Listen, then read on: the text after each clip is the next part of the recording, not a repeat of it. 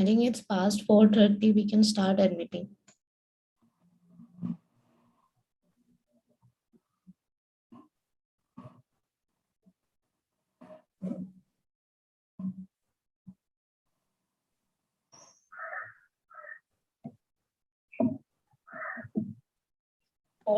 We can start admitting. A very warm good evening to all the participants who have joined us. Thank you. We are waiting for all the participants to join in and settle.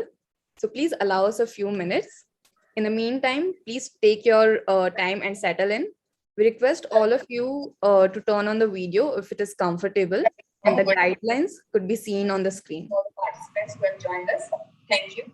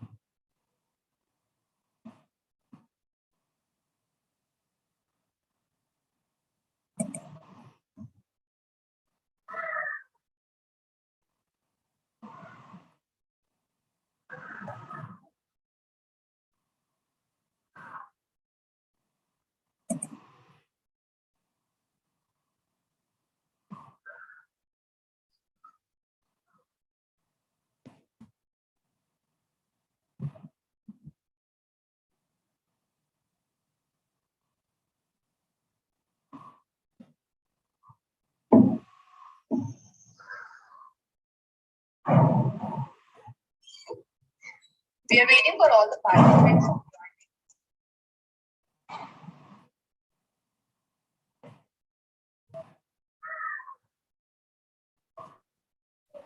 I believe we can start now. Everybody has joined and settled in.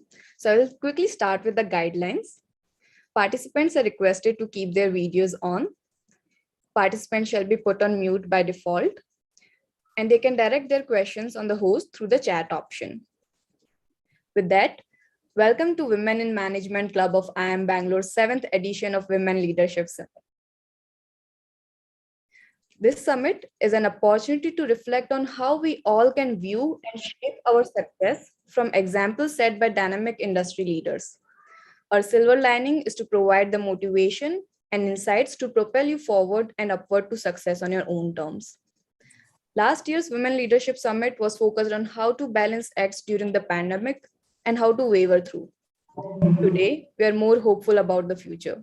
The theme for this year's Women Leadership Summit, Reimagining a New Generation, is aimed to promote discussion on how we can redesign and reimagine a future generation by setting a frame of reference from our present actions in moving one step closer towards gender parity. Each of the speakers are personally invested in working towards this cause, and therefore, we believe will provide the audience with a holistic view and some actionable points to take away. Let me now quickly introduce you to all the speakers. We have Susan Thomas with us, also Nithya Balasubramanian, and Taniya and Sujata Biswas. Let me now quickly introduce you to the moderator of today's panel discussion, Professor Deepti Ganapathy. Professor Ganapathy is a faculty at IIM Bangalore in the area of managerial communication. She has worked in print, broadcast, and digital journalism for more than a decade. Her interests and work of area spans from education to journalism to climate change and much beyond that. Ma'am, we are absolutely fortunate for having you as the moderator today. I request you to take over the spotlight and steer the session through. Thank you. Thank you so much, Mansi. Reimagining the New Generation, a panel discussion where we try to reimagine a future generation by setting a frame of reference from our present actions in moving one step closer towards gender parity. Today, we have issues that confront us, which we have little control over. Climate change, pandemics, a world where the socioeconomic gap widens year by year, and a world where diversity and inclusion are ideals that stand verily on shoulders of those who abide by them. This year, the 7th edition of the Women Leadership Summit at IIM Bangalore dares to ask these questions again and again to empower young women leaders with the answers they need to know, to make better decisions and deal with situations that they will encounter as they progress into the world. What does the future hold? Generations of women have, in their way for us, paved the path to be here, to stand up with that voice of reason for ourselves and for those without a voice. Health statistics tell us that women lead a longer life than men. Hence, financial independence, better living amenities, and the ecosystem that allows a woman to stay well into her twilight years, often alone with little or no family support, are issues that confront us. Through this panel discussion, we hope to peel through these questions layer by layer and hope that our audience will be able to delve deeper into this discussion with a multitude of layers that will emerge. I, Deepti Ganapathy, faculty at IIM Bangalore, welcome all of you to this thought-provoking panel this evening with the stellar panelists we have with us today. I will first start by inviting each panelist to come forward and give their opening remarks about the theme, after which we will include all the panelists in a very nice deliberation. And then we will take questions from our young audience. So I urge the audience to keep putting in their questions on the chat window, and we will keep a track of it and ask the questions whenever we find it relevant to that conversation. I will now start by inviting Susan Thomas, who's the Director, National Institute of Fashion Technology, Bangalore. An IRS officer, she worked with the Income Tax Department in Ministry of Finance for 17 years before moving on deputation to the Ministry of Textiles. A TEDx speaker, she was recently ranked by She the People TV in their list of 40 under 40 for her content on Instagram, which is shattering gender myths and stereotypes. Susan, I now hand over the screen to you and invite you to make your opening remarks. Thank you, Deepti. So it's such a pleasure, and thanks first to IIM Bangalore for giving us this platform to deliberate and to put our heads together and chartering a roadmap for the youngsters, especially women, to sort of cruise through their journeys. Having said that, I will speak from two vantage points. One, having been a woman in the public sector and who has led small teams and is still leading teams at her office space. And the second vantage point as the director of an educational institution. So as having a first-hand view of teenagers, the teen queens, so to speak. And NIFT is a place which is 80 to 90% students are women, are faculty, 80 to 90% are women, and so also our non-teaching staff. So definitely, it is a very, very gender positive space. So three things that are uppermost in my mind, which I would love to deliberate upon with the co-panelists as well. One, the new generation, unlike us, have been raised on a multi-narrative rather than a mono narrative. We were taught and we were told to have a career, to be ambitious, but also be, a homemaker, or and to aspire for a good marriage and to have children. And so it was a generation which was asked to have it all, and I do the famous finger quote, to have it all. But this generation, I feel that, there is a multi-narrative wherein it is okay if you do not want to get married, if you do not want to have children, if you do not want to have career, and it is all okay so long as it agrees with you and it offers you a space to develop yourself at your pace, and in the area and in the focus group that you want to. And so the focus light then becomes the self, and to set the pace that you want to, rather than what the society would dictate to you. And so it's quite okay as a woman not to have it all as well. That is one. Second, this generation is also truly meta in all its sense. I could be sitting in Bengaluru, but I'm sure this this group of panelists, as well as the speakers, are also joining in from different parts of the world, different parts of the country. So it's well nigh possible for you to be present at different places at different time zones. To be everywhere if you so choose, and to be nowhere at the same time. So that spatial and that time, the framework that we are talking about, it's hugely empowering, but it's also, it does take its toll as well. So, as a generation, I think, this is something that that the youth will have to sort of negotiate more. Third, this is also a generation which has been, taught that if there is a woman who is out there doing and killing it and hustling it and, getting it, she is not your competitor. She's just pointing out that, you can do it too. So, and that's hugely an empowering thought, because, it's the opportunities are no longer limited. Everybody has, can have a go at whatever he or she wants. So these are some of my preliminary thoughts, Deepti, that I wanted to put out there, and over to you. Thank you. Right. Thank you. Yeah. Thank you so much, Susan, for that. And we'll come back to what you said, as we proceed. I now invite Nithya Balasubramanian, who is the director at AB Bernstein. She's also an alumni of IIM Bangalore and has worked with Cipla and McKinsey. She has been featured on the Economic Times coveted 40 under 40 list. Nithya, we are very happy to have you here as an alumni of IIM Bangalore as well, and it's over to you now. Thank you so much for the kind introduction, and it's always a pleasure to talk to people from IIM Bangalore. I just wish it were in person. Hopefully, the next edition is something that we can come and meet you all in person as well. So I just wanted to reflect a bit on what Susan said, and I wanted to add on to that as well. So to Susan's point around that this is a generation where our parents have actually done a fabulous job. They raised very ambitious young women who want to have it all. However, I think one thing they probably didn't do as well was to tell their son as well that they need to expect changes at home. In the way they behave, in the way they share the burden. I think the reason I'm bringing this up is I think change starts from home. Change starts from within. So therefore, I think as sisters, as mothers of sons and daughters, I think the burden therefore falls on us to make sure that the next generation actually understands that women are seeking equal opportunity, and therefore you actually position yourself so as to allow that to happen, right?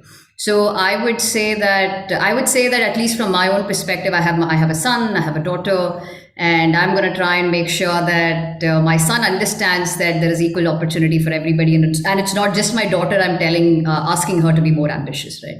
And I think the more women who start doing that, I think it's far better for the society. The second point I wanted to make was from a corporate perspective, right? I think we have seen a lot of change happen.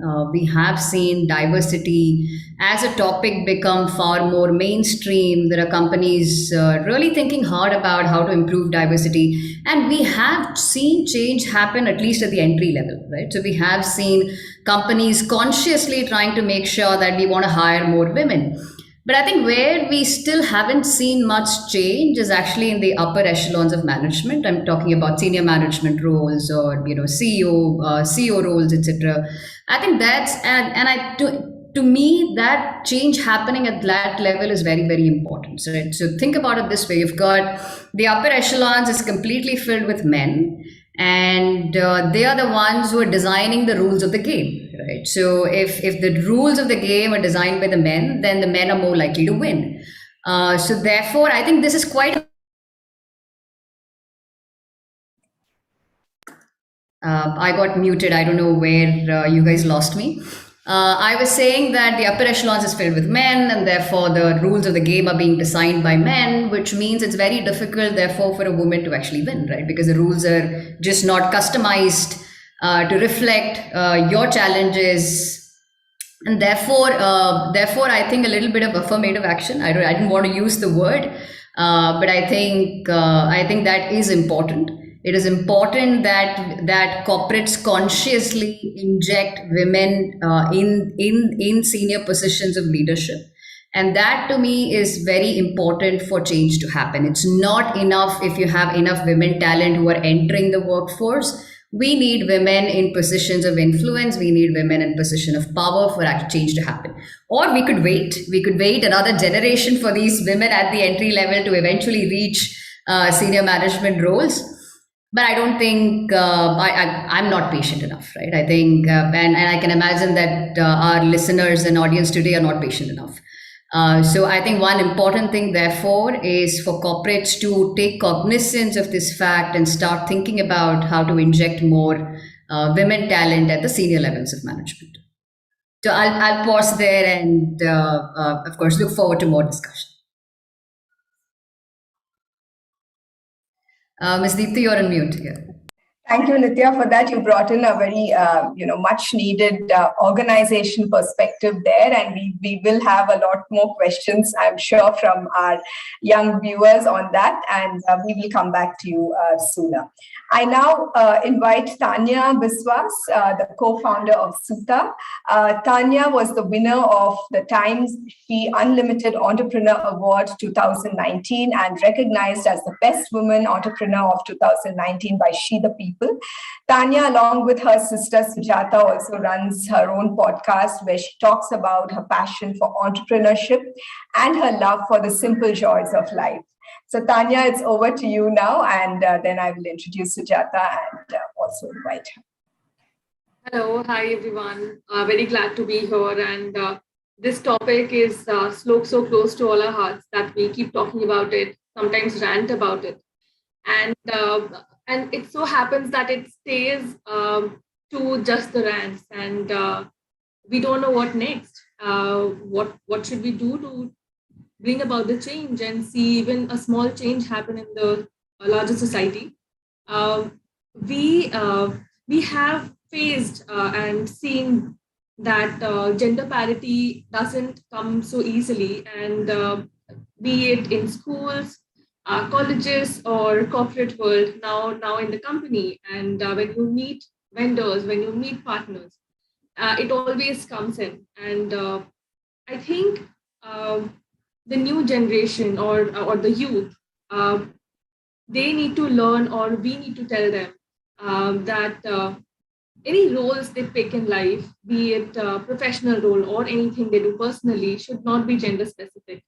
I think we need to keep talking about it constantly so that it is wired in their minds that anything that they pick should be what they really want to do in life and what they believe in that they should do.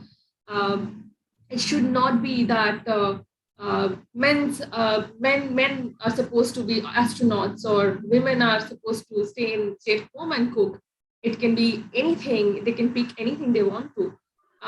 Even in the company, we keep talking about gender parity a lot. We have a lot of measures. I think probably we'll speak about it sometime later. But I totally agree to what Susan and Nithya have talked about. So I'm not touching those points now. But it'll take hundreds of years to bring about this change. But we should keep talking about it and keep implementing in processes wherever we can to bring about this change. Right. Thank you, Taniya, for that. And now I invite Sujata, who has co-founded the venture Suta along with her sister Taniya. Suta is a 16,000 plus weaver, a strong association, and Sujata has been recognized by the Time She Unlimited Entrepreneur Award 2019, the Best Women Entrepreneur Award of 2019 by She the People, and the She Maker Evangelist Startup Award in 2021, as well as the IDBA's 50 Most Beautiful Women and Impact Creators in Handcrafted Fashion, as well as the ET Inspiring Women Awards to 2021. Sujata, it's over to you. Hi. I'll just jump into the discussion. I'm just was so eager to start talking about it. I think something that we all need to understand, that women are different, right? Men are different, women are different, people from other gender, every gender, they're different. Just accepting that will also help us, understand what's happening. There are a lot of biases that is already there. We are not fighting each other, or there's no fight between intergender or intragender. It's also with the biases. It's not just women fighting, also men fight, right? Because we will expect that men are the breadwinner of the family, and certain roles are not for men, and these things are so ingrained somehow. There are so many studies, I'm sure, I'm not quoting the numbers, but men don't want women bosses and women don't want women bosses, and there are so many researches happen and being talked about. I think what we need to understand is the word choice. By that I mean, if a girl doesn't want to work and doesn't want to break a glass ceiling, that's fine. That choice sometimes is not there, because what is my family going to say? Or what if I have passed out of IIFT? What are my batchmates doing? Can I just sit at home and raise my kids? So there are a lot of these kind of taboo, which is more, pushes people to do things that they don't want to do. And apart from that, I think because of the biases, for similar role, same caliber people get different pay. That is such a wrong thing, right? I think that's what we are all fighting for. I think we should all fight for that. Men, women should just come together, understand that we are different physically, emotionally. We all bring different things to the table. So if there's a role up for grab and you are qualified enough, irrespective of the gender, you should get paid for that role, and not looking at your gender and gender that is getting decided. So yeah, I think as Taniya said, we can just, I think all of us will rant about it. There's so much to talk about it, never ending discussions. But we just have to understand we are all fighting biases, and not another gender, not a person. It's something that's already existing that we have to stop. So yeah. Yeah, thank you, Sujata, for that. And I think I'll take a cue from what you said towards the end about keeping on having these discussions, but to also kind of internalize it, right? So how do we become more aware about our capability to go to the negotiation table when we are having that job interview? How do we become more aware of our strengths and demand the kind of salaries or the kind of paychecks that we think we need to get, but we are again having those stereotypes in our mind. We shouldn't be coming across as pushy. We shouldn't be coming across as someone who is out there to, talk so boldly about money, or, talk so boldly about their capabilities. So there are these biases that creep in when it comes to that talk about salary, about the paycheck, and about, getting that right compensation. But for that to get shattered, the women have to think about internalizing it, to think about saying, yes, I deserve it, because the same person who passed out of the same college as me, because he's a man and because he is upfront about saying these things and he has no qualms about projecting his strengths, he's able to get much more than what I'm asking for. So how does one think about internalizing internalizing it either through observation, seeing what's happening around, meeting the right mentors, feeding in the right thoughts through, whatever you're reading, whatever you're seeing. How can we build or create that ecosystem around us where we are telling these young women, or we are making it, very obvious to them that they deserve it and they should therefore ask for it. So anybody can take this question, and then we can have everyone answering it. So yeah. Yes, Nithya, go ahead. So I'll give you a personal example. So I went through something similar. So this was one of my first projects at McKinsey, young associate. There was another gentleman who was also an associate at the same level. We had an EM who was a woman, right? So we had this feedback conversation, which happens once every month or so. So I went in.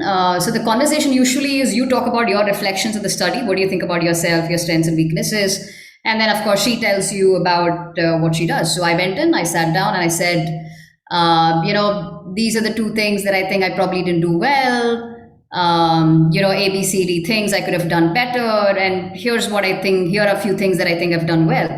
So I finished the conversation. She had the same conversation with the other associate, the man who was on the team. And then she came back, she said she wanted to talk to me again. So she called me back in and she said, I spoke to the other associate on the team, and he spent 70% of the conversation talking about all the fabulous things he's done. And he spent 5 minutes talking about what he thought were a couple of things. And you did the exact opposite, right? I spent 70% of the conversation talking about what is it that I didn't do well.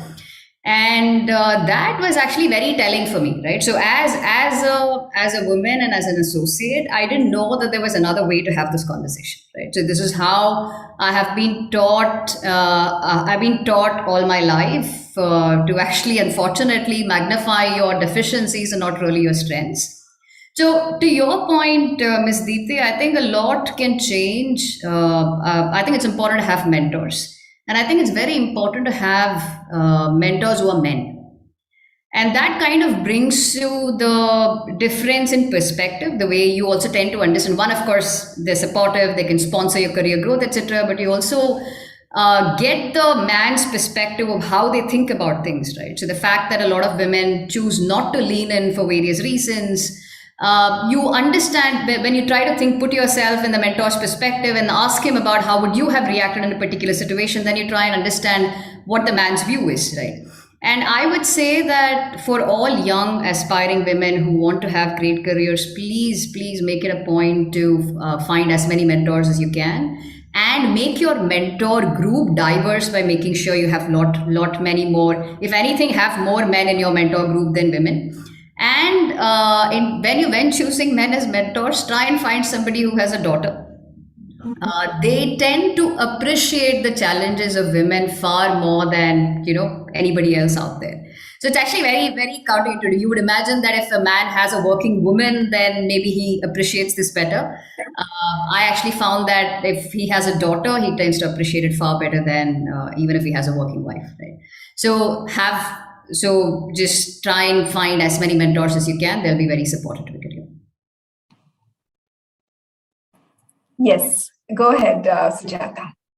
I'm just adding something to Nithya's point. I think as women, it's I think not just taught. I think we are naturally like that. I think we first think about what all we could have done better and not talk about what we have done good. We just expect that people would see. And I think naturally we are more caring, more compassionate. We are more thinking about making the place better by talking good and stuff. We are, I think, naturally like that. So I somehow also feel that when we grow, as in because all of us are in a position of power, and all the people listening here are all going to be in the position of power, guys. You are all powerful people. Imagine when you go at a place, don't get scared to not ask questions or talk about things. So what happens is when something wrong happens to me, I would think, oh my God, it just, maybe let's say I didn't get the promotion. I was, oh my God, it just happened to me. Oh my God, maybe, I'm not good or whatever. I just think a lot of things, right? Maybe I could have answered it better or something like that. But apart from that, think that, okay, it could be that a lot more people who are also going through the same thing, could be a man, another girl who's going through the same thing, talking about it, understanding where you come from, because when you all go and become CEOs and, directors in the company, you understand that the women who would be answering like that could be that because the woman also is behaviorally like that, probably, So as when we hire, we are on the other side of the table, right? Because we are entrepreneurs and we have a team of 150 people here. So that's what we try to understand. Our office is painted with the pride colors because we are inclusive. We talk about it. Everybody, all the people in our company know that, when we say that I have a stomach cramp, I say I'm menstruating, and I'm not saying, shh, like, oh my God, I'm just taking leave. Yeah, it's not at that day of the month. It's not, the term used is different. I think that women bosses, when they go places, they will make the changes happen. And of course, like Nithya said, having mentors, I think both men and women equally, or whoever is going to guide you, because they have risen to a place, however, and because it's all struggles you face, any gender. But equal struggles almost, yeah. Right? But except for the few challenges with women in general face. So I think having a lot different kind of mentors help, but also being very empathetic and understanding when you grow, make sure you hold everybody's hand and pull them up as well. Right. Susan, you want to go next? Yeah, so just to add on to what Nithya was saying, that, we as women tend to sort of focus on our shortcomings rather than our achievements. I have a slightly different take on that, because I also think that, it has something to do with the Asian culture, cultural upbringing that we have. And that works equally for men as well. I went to a brilliant cohort in Oxford to do my master's in public policy. And I can definitely tell you that, over 55 countries, students, and some of my classmates from India were kick-ass guys who definitely did hesitate to talk about it. And it was not about man and woman, and it was more about the Asian culture upbringing. And I say this because as kids, we are raised to say that, even if you know 10, just show 5 out there, sort of thing. So, we are always reticent to sort of, to embrace our achievements or embrace our talent or whatever it is. So that's one thing. Second, we don't talk about struggles as often. I mean, even when women scale up and, shatter glass ceilings and, reach, as Nithya was saying, that there are very, very few women in the upper echelons. And so it becomes a celebratory thing. And so, you concentrate on, and invariably, if you look at the interviews, that people have with these successful women, it's about how she was able to balance a family with her career. It's never about the career struggles that she had, or it's never about finding the funding, never about getting the admission or into that elite college or what have you. So so it becomes important then that the narrative that we build as women, as successful women as well. I mean, so the buck then, the ball then I kick on to the senior women's courts. That we have to make noise and make them and tell more about the struggles as far as a career woman is concerned. And it's not always about balancing a family sort of struggle, but also the very pertinent question that you raised about how to negotiate on a working table, or how to ask for your maternity leave, how to sort of ask for a paid maternity leave beyond 3 months, beyond 4 months, into 6 months, and so on and so forth. I think, a consciousness that says that, these are the things that I have been raised with, and these are the things that I need to overcome. And then what Nithya said about having a wide basket of, mentors probably will help us get there, Yeah, I kind of was, just looking at the screen and I was liking the, the variation. Like, so there is Nithya from the private sector, then there is Susan who was, who comes from the government, and now she's in the academic sector. And then there's Taniya and Sujata who are entrepreneurs, right? Yeah. So, but no matter what, whether it is so rigid or it is such an open environment, or it is like a completely lateral kind of a communication environment that entrepreneurs bring into their workspaces, these issues about women have transcended all these. I feel, like it doesn't matter which sector you are or where you come from, these issues remain. So why do you think, in spite of all that we have achieved, in spite of making so much of progress, why do you think these issues remain? Is it because we have not had enough representation? Is it because we've not had enough conversations about this? Or is it because once even women, when they get into those higher rungs in the organization, they kind of forget to champion the causes that they were so passionate about, and they get busy with the nitty-gritty of running an organization? So as we deliberate upon this, I'm just wondering, why is it that we are still talking about these things, at this stage too? And the pandemic has also kind of, taken us a bit back again, because we are again back to that struggle of balancing everything from home. How much ever, we had tried to put the kids in a childcare and sort out everything and go out into the world. Again, the pandemic has pushed us back a step, and women are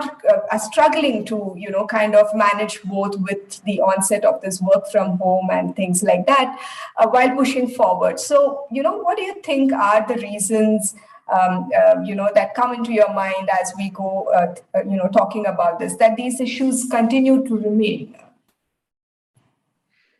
I think, Deepti, first up, we have a huge historical baggage, we are trying to set right the historical wrongs of many centuries within the past 100, 200 years or so, or not even that much, because if you look at suffragettes, if you look at the feminist movement, it's modern world history. It's not even, anywhere in between. So it's what shall we say? It's our brains have been wired to think in a certain way, our DNAs, all sorts of things. And as Nithya brilliantly put it, the rules have been framed for men to succeed, and the rules have been framed for.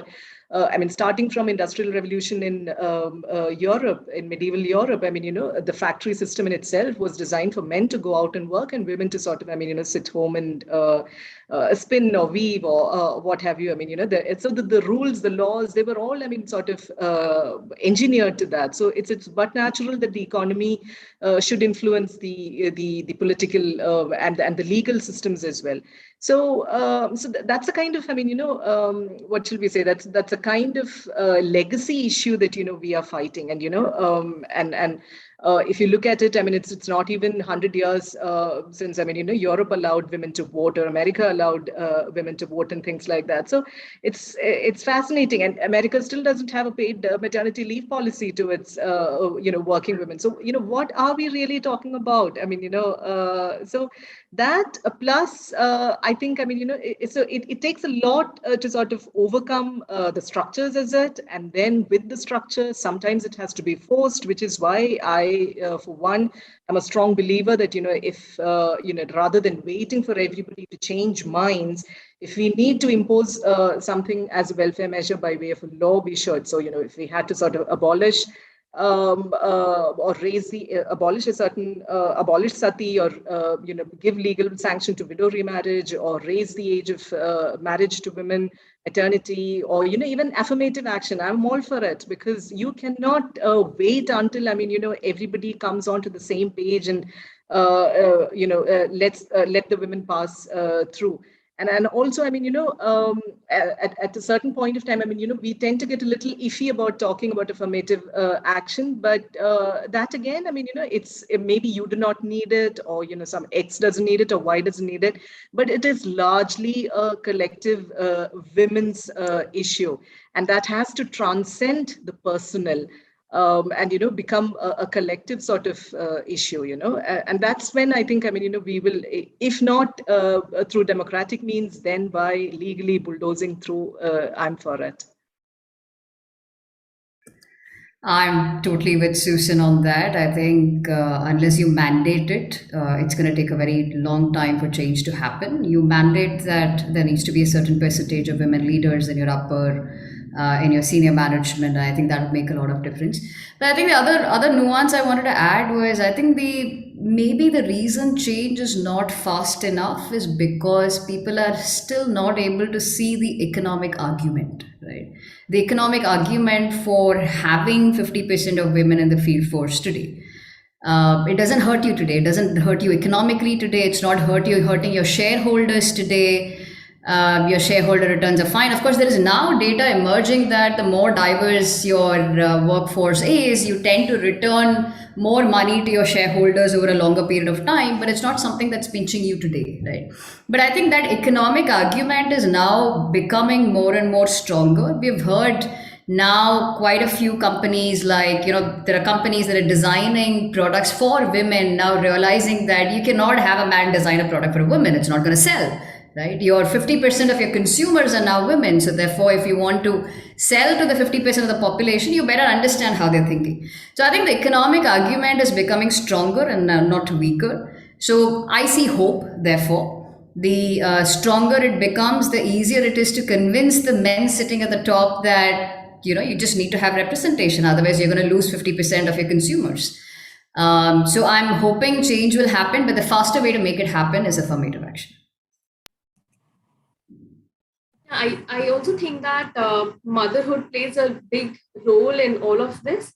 What happens is when a woman goes for a leave, maternity leave, for them to come and bounce back and reach the same level as to when they had quit is really difficult.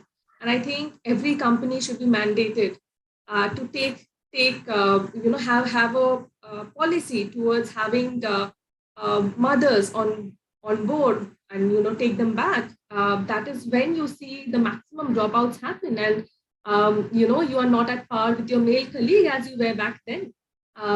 I think I agree to Susan and Nithya both that there should be mandates, and also that every company should be mandated about these regulations. I think a couple of them are already there. For example, Microsoft Spring Board, and I think there are a couple more, Google Careers and etc. They're there. Amazon also has something, Amazon Rekindle also there. But I think every company has to be mandated, and hence, that fear of going back and not being able to perform and not being updated about what's happening in the world is really scary, and these things have to change. Yeah, sure. I think we all agree on that. Yeah. I think just to add on to, what Taniya was just saying, I was reading in the newspapers today that, SBI, the largest conglomerate, banking conglomerate in India, has finally struck down their recruitment policy, which said up until yesterday that women into their second trimester was unfit for recruitment. And this is 21st century India that we are talking about. So, it's still a long, long way to go, because as she rightly said, she's talked about the elephant in the room, that, unless you start looking at women as resources and not as liabilities, especially if they are in the family way, otherwise, how do you explain that, somebody in public sector, to have a draconian rule as such that, into second semester unfit for recruitment? So struggle is real then. Okay, we will now take a short break just to switch off our videos and relax. We are all suffering from a lot of screen fatigue. So we're going to take a very, very short break. It's 5:14. At 5:15, we'll come back just a minute or so. So you can switch off your videos, and I'll hand it over to the organizer.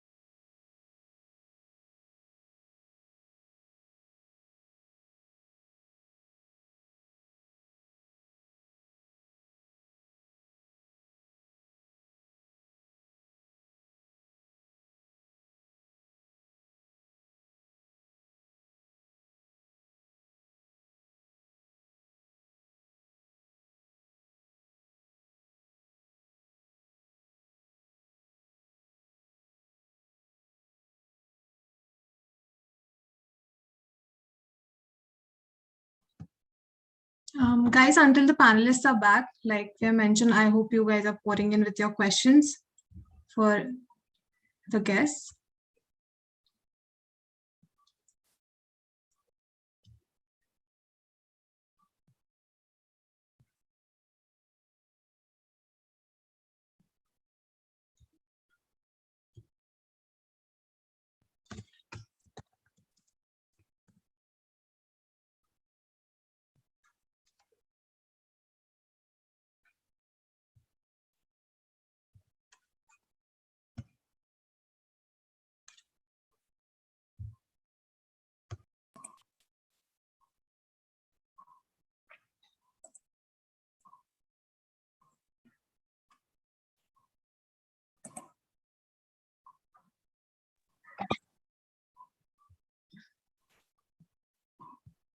And as you can see on the screen, we also have one more event planned for as part of WLS 2022.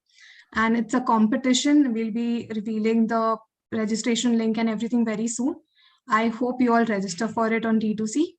And the prize is worth 12K up for grabs. So I just hope you guys go and register soon.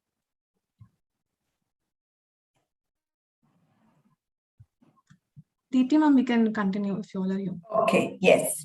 So I was just looking at some of the questions on the chat, and I thought we'll start taking some of the questions that our viewers are right now putting on the chat as we go from here. So this question is not directed to anyone in particular, but it talks about why do you think a sort of negative notion is attached to the word feminism when we talk about equal pay scale and equality in other work areas as well? So what are your views on this? Does it hurt the male ego is what the question is. Go ahead, yeah. Go ahead. I think it's like quota system, started with a good cause, ended up becoming something else. Feminism also somehow it's becoming like that. Also, the word feminism is about equality of both genders, right? But it says fem, right? It's not male. So even if it includes both, it includes everybody.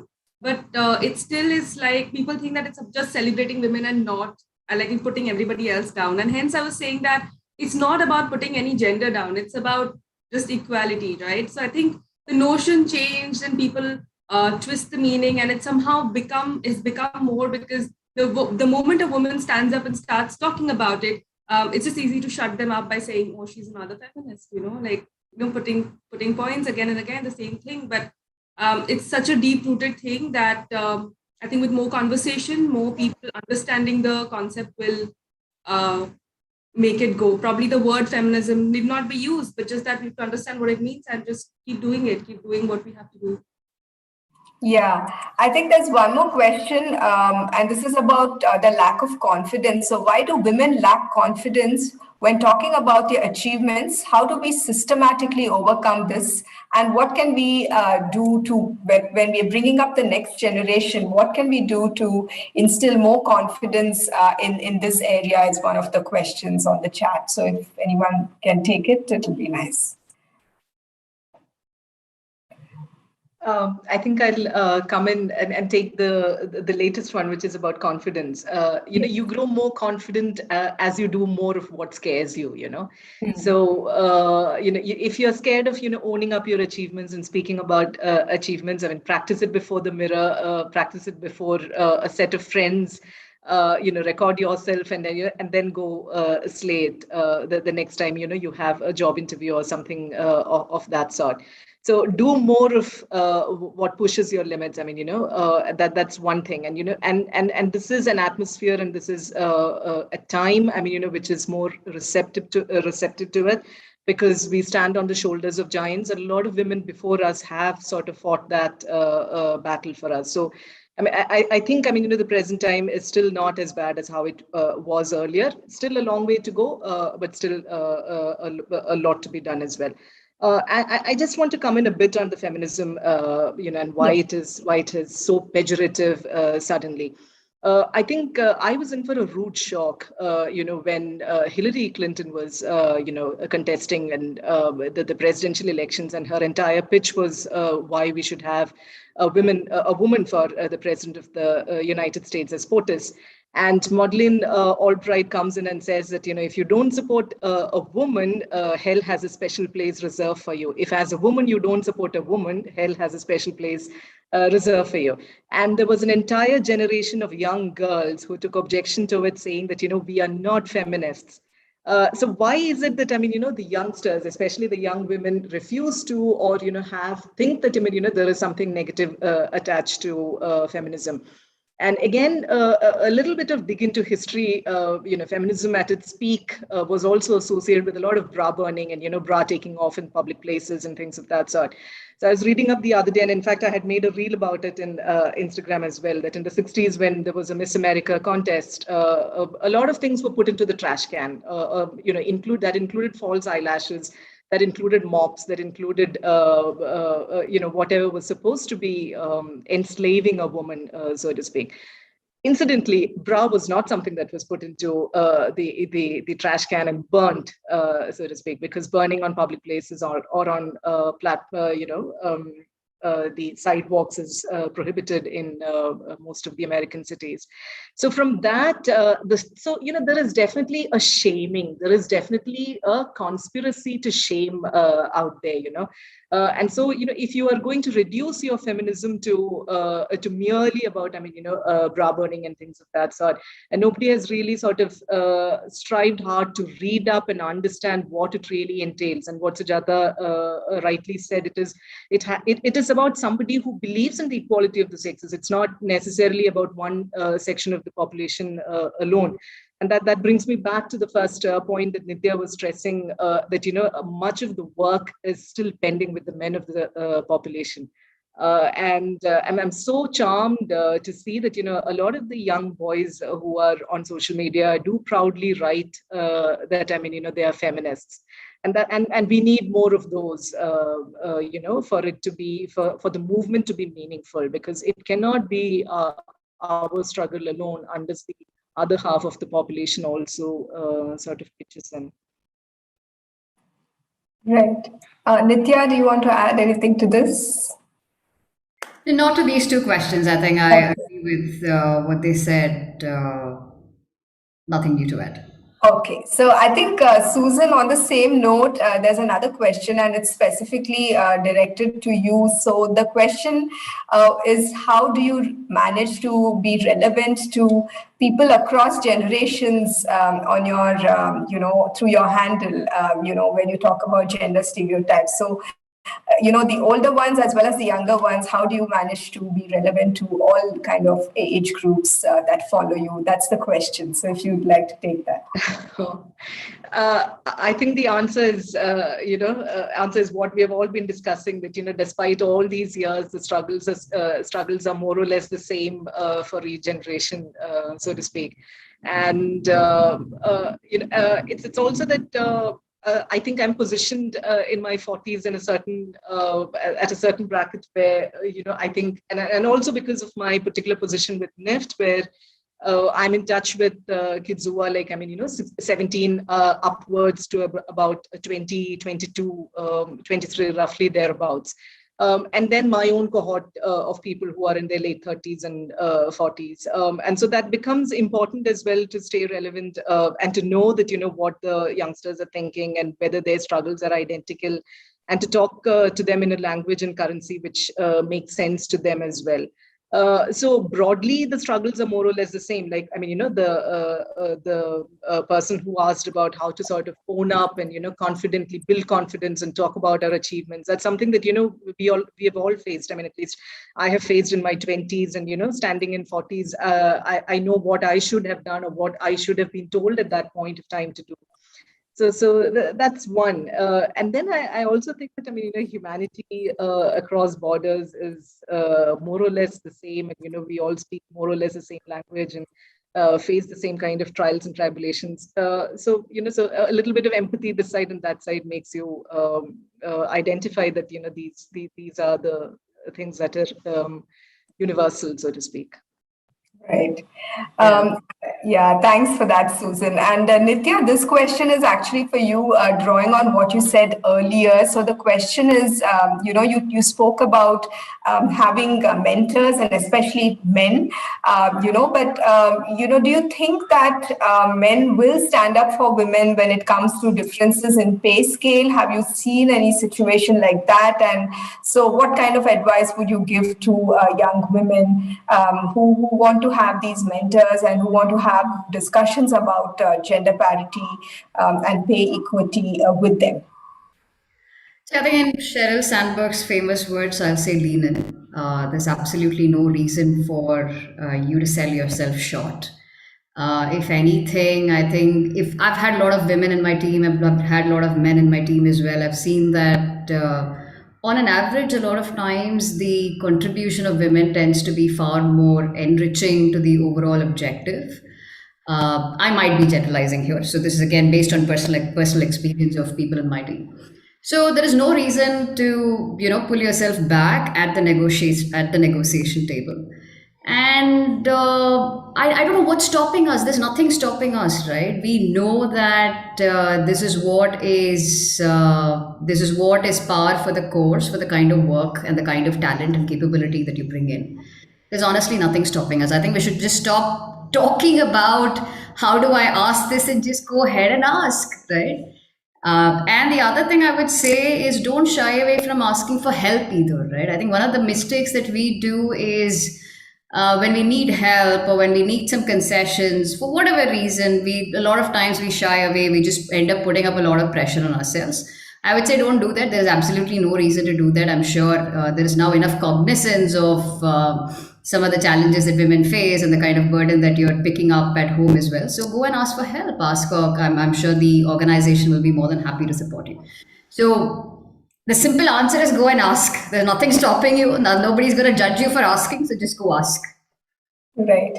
Taniya and Sujata, there are a lot of questions on, the entrepreneurship ecosystem, like say, there is this common notion that there's nothing there that's going to hold you back. But do you also face these kind of challenges as an entrepreneur, whether it is seeking funding for your venture or whether it is coming across as being understanding of what you know about business? So how do you therefore, sense, the kind of questions that are there in someone's mind as you're talking to them and, be on top of the game as a very shrewd business person in that situation? So what are your thoughts here? We are very kind business people. We are known as very kind people. We are not funded. We are bootstrapped, proudly so. I hope to stay that for a long time. So I would say that there are these little things that come your way that make you think, oh my God, this still happens, when people judge you, or like even now I get calls saying, Sahab ko bulaiye, and who's your boss and stuff like that. It happens, you have a co-founder expecting that it will be a male who might be looking at finance and stuff. This happens, and even when we started, then a lot of people had this question that who's going to run the show, as in who will take you seriously? You just two girls who would, how would you do it? Would you need a male, like a strong male who would be just there, who would people be scared of? But yeah, we get those things. But I think via actions, you can prove things wrong. Even in your company, you can be such a big leader or like a leader figure for people to understand that we are job creators, at the end of the day, and and be so proud about it. We also go through imposter syndrome. I think I somehow some days feel that, oh my God, have I even done enough? Or I think all of us go through those phases as women. I think more so. And also questions, very very vague questions about it. It puts you down, but only if you allow them to do so. Questions like, does your husband look at the finances? Are you not scared about things going wrong because COVID is difficult? And there are friends and families, who just ask these questions to you, and you are taken aback about why is finance a sector for men? I seriously do not understand that yet. But we are from Premier B schools, and if questions like that is thrown at us, imagine what other people face. Yeah, who, for sure. We work with who are- weavers and craftsmen, right? But even there, we knew that the husband of the family or the father gets the salary. So if they come with the sari, they would take the money, even if the woman in the house probably would have managed the kid and also would be running the loom. So we made sure we open an account for the female. There are a lot of things that we can do, small things, and we are so far behind. When we talk to we all here in this seminar, and we are like the top, I don't know, 2 percentile of the population. Imagine a lot of people who are not privileged enough, and they go through I don't know what all. This is And just a also, small thing. apart from that, when you talk about investments, and we do talk to investors because they have approached us, and we go to the table, we talk to them to understand about business, about their perspective about our business. Not that we are seeking for funding, but still we do. And we also make it a point that we don't sell ourselves any lesser. We write down pointers about why we are good, what are our strengths. We also know about our weaknesses, of course, but we sell ourselves really hard. I know that there's this innate nature of selling ourselves a little lesser, which we have, worked upon, and it can be worked upon. I think it is inherent again that the nature-wise we do not talk about our achievements much, but I think it's a practice that we need to keep going on constantly. I think a lot of I've seen men also do the same, but I think it's more in women. And also writing down about what you want to know, to be known about as a person, as an individual. Also, what do you want to be? Knowing yourself and then talking about it is really, really necessary, I think. Yeah, I think, and you mentioned the word imposter syndrome, and coincidentally, there was a question related to that also. So the question was, as you climb up the corporate ladder, as you become successful, does that imposter syndrome start vanishing away or disappearing? What do you feel? Anyone can take this question. It's open to everybody. Nithya should go. Nithya should take this question for sure. No, I think it's a very personal question. I don't think it goes away. I think it stays, but it's a question of how you handle it, right? I think I was just reflecting on the earlier question as well, and it kind of what I'll say kind of speaks to that as well. So I was up for a job with a corporate, and we were of course talking salaries and negotiating, and so I didn't know what to ask. Right, this was an entirely different role from what I had been playing before. And it wasn't one of those step up from what I was doing. So it was not like this is my current salary. Okay, let me ask for 15% more or 20% more. So I had a particular number in mind, but I knew that at some level I knew that I was probably selling myself short. So what I did was go and ask my husband. I said, what would you do? What is the number that you would ask for? Right? So he gave me a number, and of course I had this whole debate about, oh my God, how can I ask for this number? It's just so much higher than my current package. He said, it doesn't matter what your current package is. It's about the role and what you bring to the table and what capabilities and responsibilities that come with the job. And this is what makes sense. And you should actually benchmark yourself against similar roles out there and not to what you're being paid currently, right? So I went ahead and asked for the number, and it was a very easy conversation, right? So they said, yes, this is the number that we had in mind as well. Of course, this will work and we'll make it work. But in the conversation, right? Because it was such a difficult ask for me to put myself out there and say that, here's what I think I'm worth. And I was obviously afraid that the person at the other end would not agree that, this is too much and we can't pay you so much, right? So I think what helped me was, of course, the perspective that my husband brought. And that was obviously very helpful. So I think to both questions, I would say try and just get a different perspective. To your imposter syndrome as well, I think a lot of times, like we were talking about, it tends to be women tend to suffer from this far more than men do. So get a man's perspective, right? You're surrounded by men all the time. You've got a father who probably worked at a corporate. You've got brothers. You've got husbands. You've got friends in your circle, right? So just have a conversation and see how they would think. And I think that fresh perspective is possibly all you need to, try and understand what your own worth is. Right. Susan, do you want to take that question?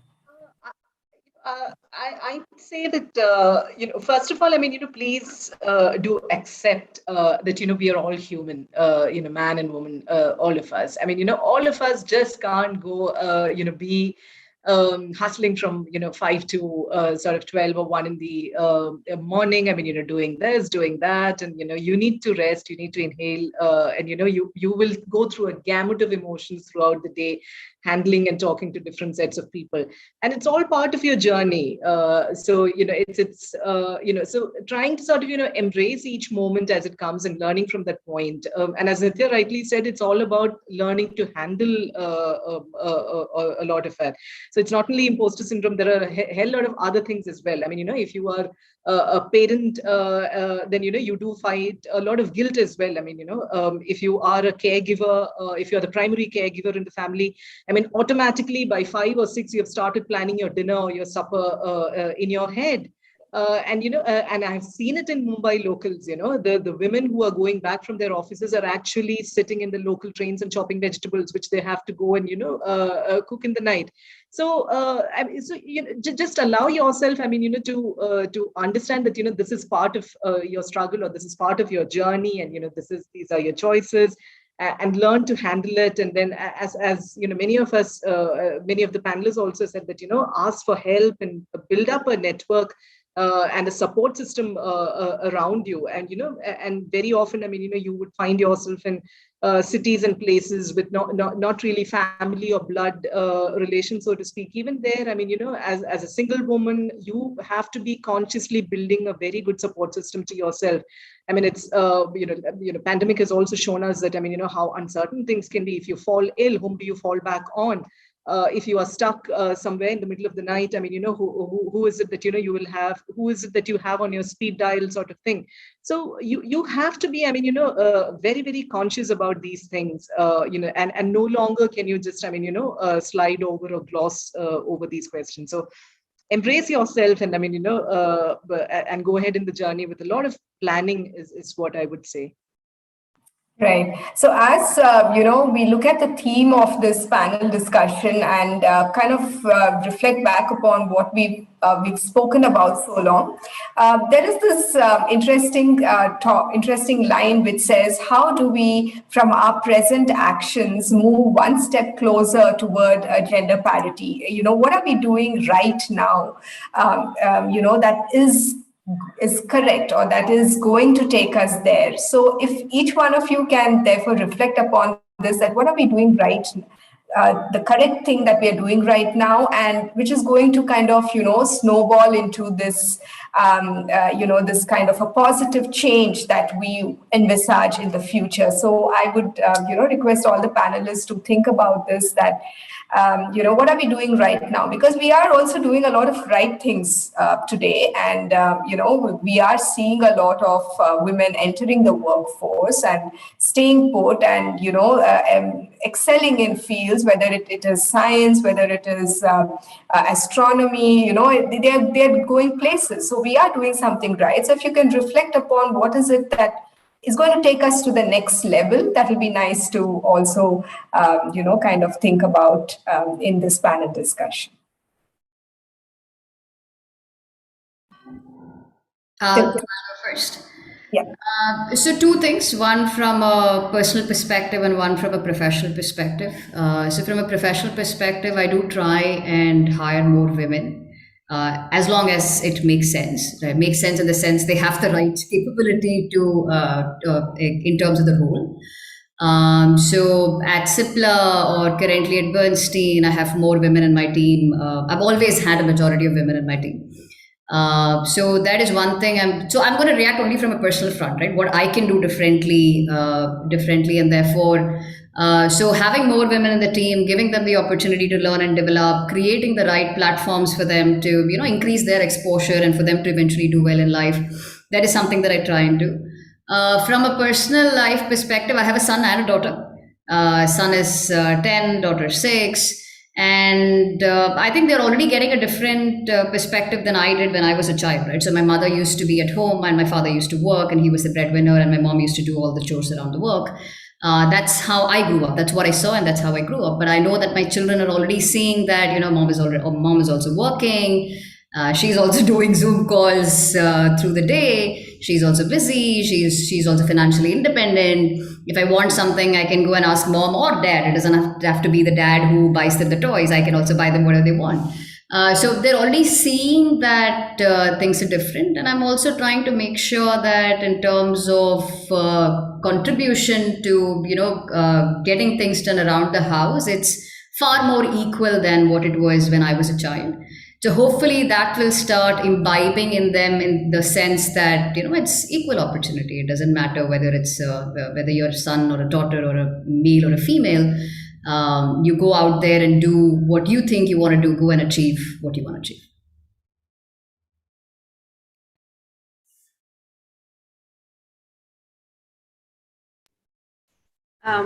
I think Nithya spoke on the similar lines. Weavers, we have 16,000 plus weavers and craftsmen, of which 60% is female. So it was a conscious decision that, we take more female on board. The work distribution happens in a biased way. We did a bias. We actually made sure that there are women coming in. Our team, which is the 150 team, which is the corporate office, which it's also 80% female. Again, this was not, would not say it was biased, but the women fit the role. So yeah, they are here. We talk a lot about equality, and we made the system in such a way that if a girl, like a woman, wants to leave at 5:30 sharp, we understand that why she's leaving and nobody questions. That's this little thing, right? Like it is somehow made. When I was in a corporate, I worked for 7 years. The moment a woman lifts a bag and goes, and they say, "See, she just leaves." This is a small thing, but such a big thing, because nobody would want to have a woman in the team. Like, imagine, even if you know that the person has a little more responsibility, but just that one comment, like doing, "She's leaving," it's like a snowball effect. It's a small thing, but then we just make sure we don't do that in the company. Like a strict no. The same for male as well. Men in our team wear saris, and it's allowed. I think bringing this change in our workplace, and of course we are aiming to make it bigger, and hiring more people. I think when we bring about change in professional lives and constantly talk about these things, and I'm sure everyone is imbibing those habits and then spreading the word, and also doing the same with their families. And I think it's going to change. Plus, we also do a lot of mentoring, not only for B school students, but also for school students. And we have gone out and, we have partnered with the Delhi school, public schools, and we speak with them. We take that opportunity any moment we get, and we speak with them about how we have reached here, and we always talk about the failures, so they understand it's not only the successes we are celebrating here, but also about talking about struggles, about struggles in not only about as women, but also as entrepreneurs when we are creating jobs, what we are facing. And I think even if like 5% of them get what we are saying and pass on the message, I think we are bringing about the change.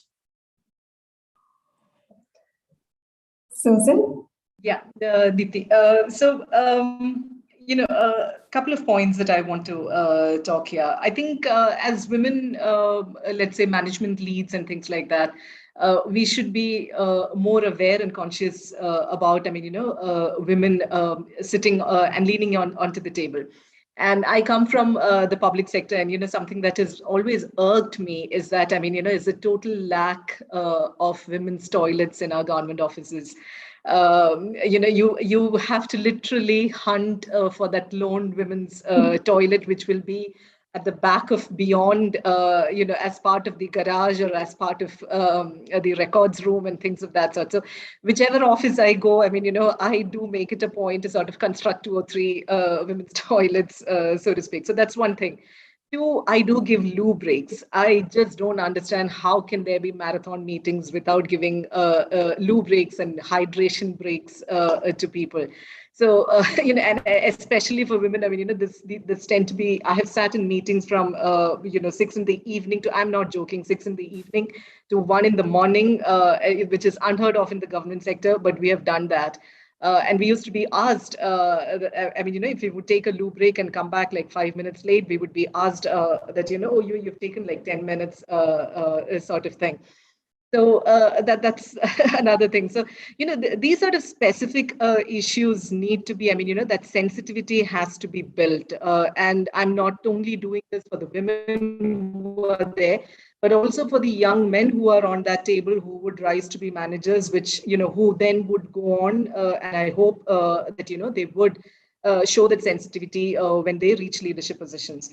I do have, by virtue of the role that I have in an educational institution, I do have a lot of girls, teenaged girls. And there are a couple of things that I always tell them personally.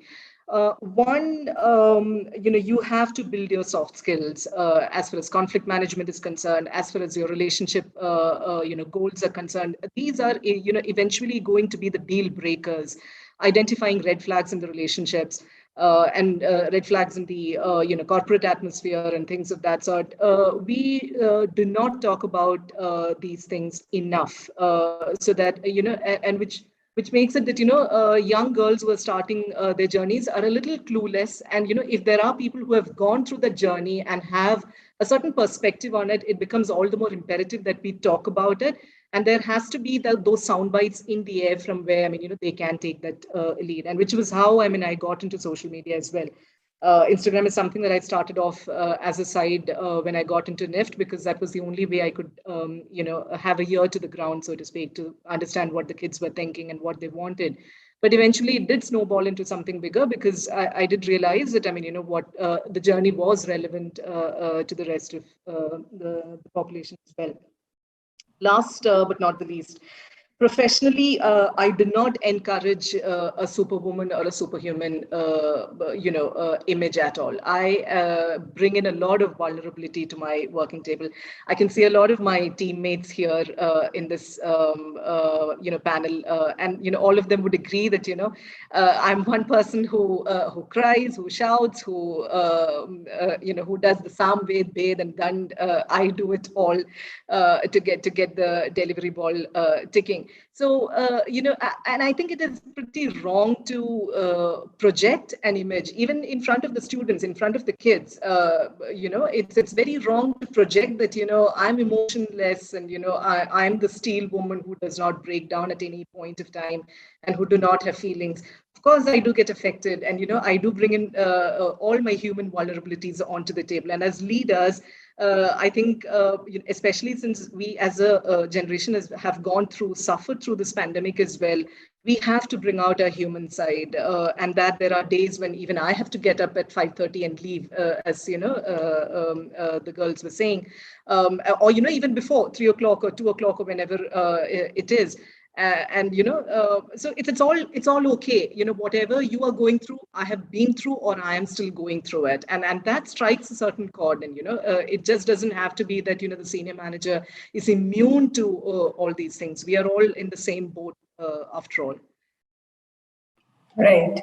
And after having these deliberations, now comes another question, and it's completely going to, make us think further, because the question is really, we are thinking gender parity for coming generations, but we see the gender plateau today is not binary anymore.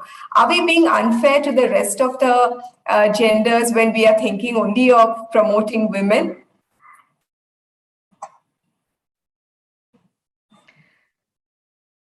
I think, somebody has brought the elephant into the room then. So this is what I had said in the beginning as well, that, this is a generation which has been raised on multi-narratives. And so it's heartening that somebody has brought this. And in fact, Taniya and Sujata, when they answered one question, they also brought in this point briefly, that it's not only about two anymore. So again, I mean, a lot of initiatives were done by the government as well. I mean, Kochi Metro was one of the first government agencies to recruit a transgender. But then, society has not been very welcoming the poor. I mean, he or she. I mean, it just couldn't find an accommodation, and the lack of support and empathy from the colleagues. All that eventually led to a resignation. So, which is why I think also affirmative action for bringing in greater inclusivity it's a much needed thing. And yes, definitely, I think we are all guilty for always talking about it in terms of binary more. But it's also, I think, our own personal experiences, and also, I mean, the numbers again. I mean, the number, the numbers, and the narrative on which we have been raised. It still does take time to sort of shake ourselves out of it and bring in alternate voices as well. So yes, I plead guilty. I think we've spoken about it. It's not a fight with the gender or not putting somebody down. It's about fighting the same thing. I think everyone understands this. But I get it, like, because we have suffered. If something happens wrong to us, we come back with like, I'll fight you. And, like, it happens sometimes. It just feels like you are just fighting for women and not talking about other gender. It happens. But I think consciously you have to understand what we are doing. And hence in the beginning only I said that we are not fighting any gender. It's just the biases. It's just the notions. It's just the thing that, there is already in there. It's just in the air and we're just trying to get rid of it. Taniya? I don't think anything we said is very restricted to just the female gender, right? We talked about being more sensitive. We talked about being more inclusive in senior management. We talked about, everything we discussed. I think it equally applies for the other genders as well. So yeah, I think we just want a more inclusive society, right? So it's natural to have the conversation that we did because we all have our personal biases given that we're all women, and the fact that we're 50% of the population, so therefore the voice is bigger. So it's natural that we have more such panel discussions about women in leadership than transgender in leadership, for example. But I think once this change happens, it's not very difficult to make the other genders feel more inclusive, right? So I think the barrier needs to be broken in terms of just accepting that what's happening now is not okay, accepting that we need a more inclusive society. So maybe becoming more inclusive, having more women in the workspace is the first step, and then everything else flows from there. Right? Yeah. Anything else? Taniya, you want to add anything? Not really, but we know that these biases exist, and I think we need to talk and act more upon what we are doing in wherever we are in any small measure. We have painted our office pride color, and we talk about it. Our society people or the elderly people around, they say that, oh, rainbow color kya hai? We tell them, we stop them, we tell them, no, it's not rainbow. What it means, we explain it. Some people accept it, saying that, oh, I know. Some people don't. They don't speak at all and they pass. And I think sensitizing about that we are inclusive and you also need to be talking about it. I know the percentage of the community is smaller, but I think in our own workplaces, in our own environment, because we have the capacity and hold the power to bring about any change that we can. We are that 2% of these people of the cream layer that we are privileged. We can do something about it, and we should. Right. So I think, in addressing the last question also, we brought out a very inherent strength that women possess of being caring and compassionate. And I think, through our deliberations today, the last 1.5 hours at least, we have tried to, show that we know, these issues exist. We are willing to take them up, but we're also willing to, take along with us society, as we move towards upliftment, right? And I really, thank all my wonderful panelists for indulging in such great conversations and opening up the floor for such wonderful questions. I hope, I have done justice by addressing all the questions. I think I have, because I kind of looked at the themes and picked them up. So I hope the audience also feels that they have, got their due out of this. And thank you so much again for this wonderful discussion to all our panelists. Thank you for your time. And I hope that, these discussions continue, that we continue to raise the bar higher and higher, and we continue to inspire and motivate more women as we go along. With that, I hand it over to the team. Thank you again. Thank you so much. It's been fabulous talk. Thanks a lot. Thank you for having us. Deepti, wonderful. Yeah. Thank you. So I must say I'm very much humbled by the exhilarating discussion we had this evening. On behalf of Women in Management Club Bangalore, I would like to thank our esteemed panel speakers for taking out time on a Sunday evening to be a part of this event. Our very own Deepti ma'am for always supporting women's endeavors, and all the participants who joined in for the session. As a sign of gratitude towards our panel speakers for participating in this event, Women in Management Bangalore has made a contribution to 2 NGOs, namely the Center for Social Research and the Northeast Network, who are working tirelessly to create a world with gender parity. Thank you so much, everyone, for being a part of this event. And last but not the least, please don't forget to look out for the case competition, which we are planning to have with a cash prize worth of 12K. Thank you so much, everyone. Thank you. Thank you.